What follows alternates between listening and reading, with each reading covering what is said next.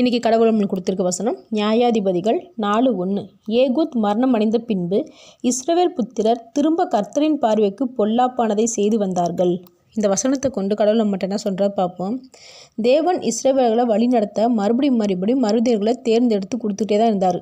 மோசே, ஆரோன், யோசுவா இந்த மாதிரி நிறைய பேர் கொடுத்துக்கிட்டே தான் இருந்தார்.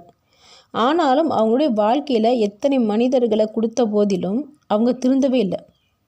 இஸ்ரவேலர்களை வழி நடத்துறதுக்கு யாரும் இல்லாத போதெல்லாம் எப்போ பார்த்தாலும் தேவனுக்கு பிடிக்காத காரியத்தையும் செஞ்சாங்க. ஏன் அவங்க தப்புல செஞ்சுக்கிட்டே இருந்தாங்க? தேவனுடைய வார்த்தையை ஞாபகப்படுத்த ஆள் இல்லாதனாலையா? இல்லை, அவங்க தேவனுடைய வார்த்தையை இருதயத்தில் வைக்காததுனால. எத்தனை மனிதர்களை தேவன் இஸ்ரவேலுக்கு கொடுத்துருந்தாலும் அவரோட கட்டளை ஒன்று தான். மனிதர்களுக்கு தகுந்த மாதிரி மாற்றலை.